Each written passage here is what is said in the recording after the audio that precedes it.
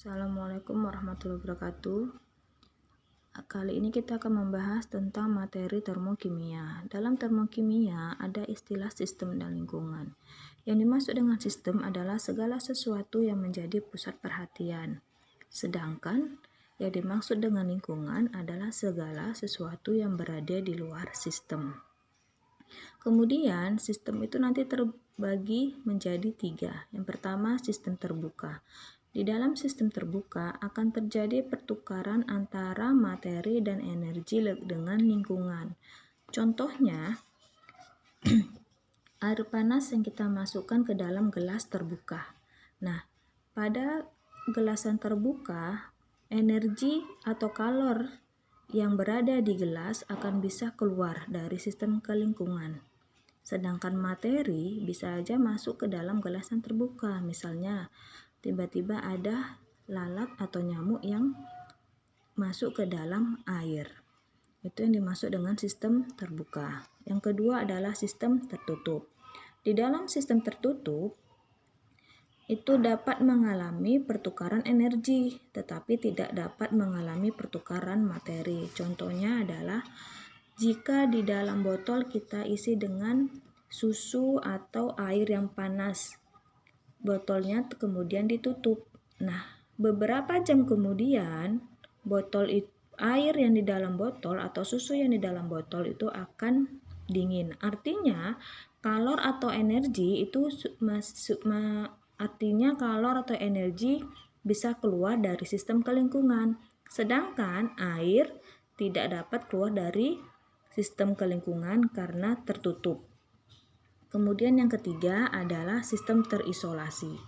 Di dalam sistem terisolasi tidak terjadi atau tidak dapat mengalami pertukaran materi dan energi dengan lingkungan. Contohnya adalah termos. Kenapa termos? Karena termos, kalau kita biarkan atau air panas kita masukkan ke dalam termos, beberapa hari kemudian kita buka, maka air akan tetap panas. Artinya energi atau kalor yang di dalam air termos tidak dapat keluar, sedangkan air juga tetap jumlahnya karena juga tidak dapat keluar. Kemudian di dalam termokimia nanti ada yang dimaksud dengan reaksi eksotrem. Jadi reaksi itu terbagi 2. Yang pertama adalah reaksi eksotrem. Yang dimaksud dengan reaksi eksotrem adalah reaksi yang membebaskan kalor atau reaksi yang melepaskan kalor atau reaksi yang mengeluarkan kalor. Itu sama. Kalor yang dilepaskan adalah dari sistem ke lingkungan. Kemudian ciri-ciri pada reaksi eksotrem adalah nilai perubahan entalpinya nanti akan bernilai negatif. Itu ciri-cirinya. Untuk diagram reaksinya kita perhatikan di sini bisa nampak gambarnya. Kalau perubahan entalpi itu dihitung dari entalpi produk dikurang entalpi reaktan. Mengapa menjadi bernilai negatif? Karena entalpi produk itu lebih kecil dibandingkan dengan entalpi reaktan. Maka produk yang lebih kecil nilainya dikurang dengan yang lebih besar, maka nilainya dia akan menjadi negatif. Itu ciri-ciri pada reaksi eksotrem. Nah, reaksi yang kedua adalah reaksi endotrem. Kalau reaksi endotrem itu reaksinya yang menyerap kalor, yang reaksinya yang membutuhkan kalor. Itu sama bahasanya, menyerap atau membutuhkan kalor. Jadi kalornya yang dari sistem, dari lingkungan itu diserap ke sistem. Ciri-ciri pada reaksi endotrem adalah nilai perubahan entalpinya atau delta H-nya bernilai positif. Diagram reaksinya dapat kita lihat sebagai berikut. Di sini perubahan entalpi dari entalpi produk dikurang entalpi reaktan bernilai lebih besar dari 0 atau positif karena di sini produknya, entalpi pada produk itu lebih besar dikurang dengan entalpi pada reaktan yang lebih kecil, makanya nilainya bernilai positif. Selanjutnya kita akan membahas tentang persamaan termokimia. Yang dimaksud dengan persamaan termokimia ini adalah persamaan reaksi yang menyertakan nilai perubahan entalpi atau delta H. Contohnya, 1 mol gas hidrogen bereaksi dengan gas oksigen itu dibebaskan kalor sebesar 286 kJ. Maka di sini kalau kita tuliskan persamaan reaksinya, nih, gas hidrogen bereaksi dengan gas oksigen menghasilkan air atau H2O. Entalpinya minus. Kenapa minus? Karena di sini kata-katanya dibebaskan, maka nilainya minus 286 kJ.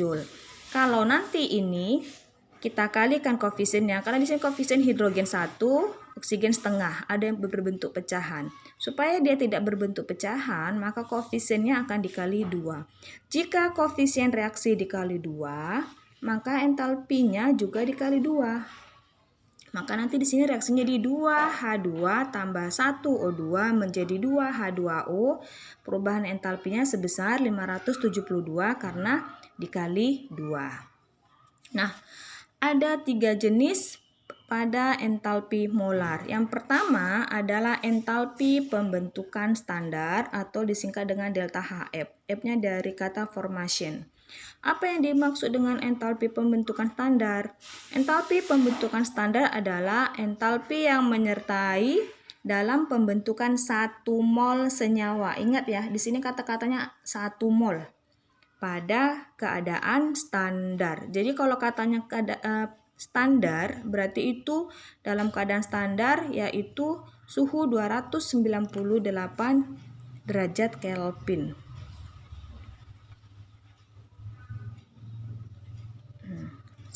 Tekanannya 1 atmosfer.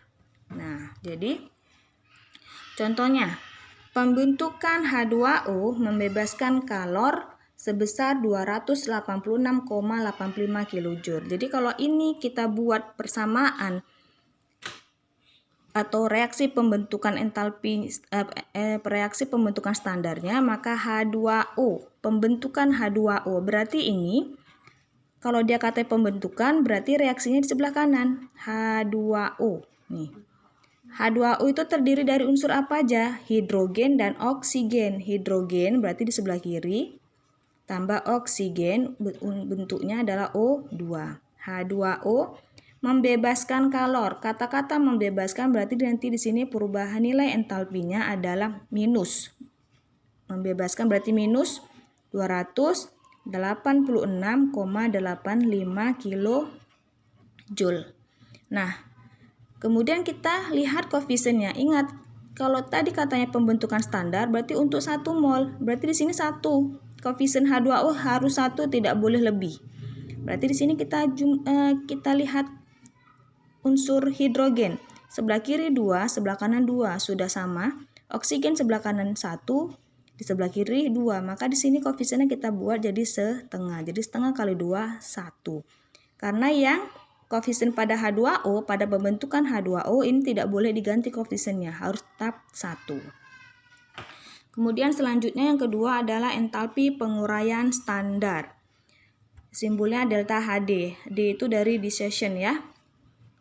Apa yang dimaksud dengan entalpi penguraian standar? Entalpi penguraian standar adalah entalpi yang diperlukan untuk menguraikan 1 mol senyawa menjadi unsur-unsurnya dalam keadaan standar. Jadi ini kebalikan dari entalpi pembentukan. Kalau nanti entalpi pembentukan itu nilai delta H-nya negatif, maka pada entalpi penguraian nilai delta H-nya adalah positif. Contohnya, reaksi penguraian air membutuhkan kalor sebesar 286 kJ. Jadi kalau dia penguraian, berarti apa yang diuraikan? Tadi adalah air, H2O nih, terurai menjadi. Unsur H2O itu apa aja? H2 dan O2. Membutuhkan, berarti delta H-nya bernilai positif 286 kJ per mol. Nah, sama seperti pada pembentukan, penguraian juga hanya 1 mol. Berarti di sini H2 sebelah kiri 2, H2 sebelah kanan 2, sudah sama. Oksigen sebelah kiri 1, sebelah kanan 2, berarti koefisiennya di sini kali setengah. Jadi ini yang diuraikan, yang dibentuk harus 1 mol. Contoh selanjutnya adalah reaksi penguraian amonia atau NH3. Itu menyerap kalor sebesar 46 kJ. Jadi NH3 terurai menjadi unsurnya apa? N. N itu bentuknya diatomik, N2 dengan H hidrogen. Jadi H2. Menyerap berarti sama juga dengan membutuhkan. Entalpinya adalah positif 46 kJ per mol. Nah, di sini sama ya. Kalau kata penguraian, pembentukan berarti 1 mol. Berarti di sini NH3-nya 1 koefisiennya.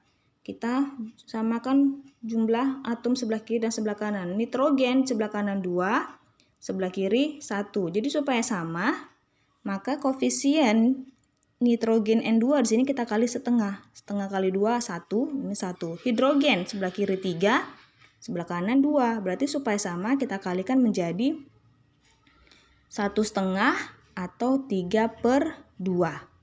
Jadi sama jumlahnya 3. Nah, selanjutnya yang ketiga itu adalah entalpi pembakaran standar atau delta Hc. Nah, yang dimaksud dengan entalpi pembakaran adalah energi yang dihasilkan dalam pembakaran 1 mol dalam keadaan standar.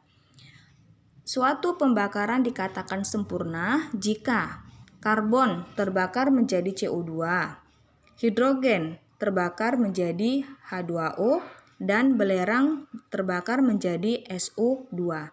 Kita ambil contoh reaksinya adalah reaksi pembakaran metana, melepaskan energi sebesar 802 kJ per mol. Metana itu rumusnya adalah CH4. Kalau katanya reaksi pembakaran, ini berarti bereaksi dengan oksigen. Metana adalah salah satu unsur hidrokarbon. Kalau dia terjadi pembakaran, maka melepaskan CO2 dan H2O, atau yang dihasilkan adalah CO2 dan H2O. Di sini kata-katanya adalah melepaskan.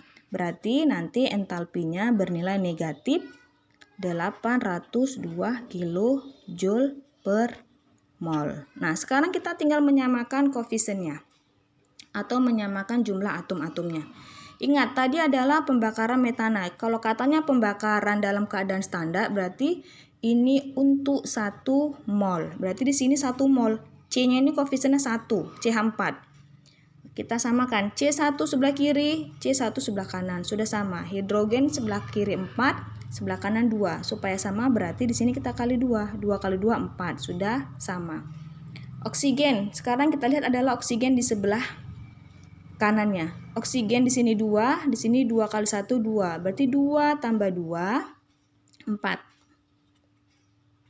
Sedangkan di sini oksigennya 2. Berarti di sini supaya sama kali 2. Jadi 2 kali 2 adalah 4.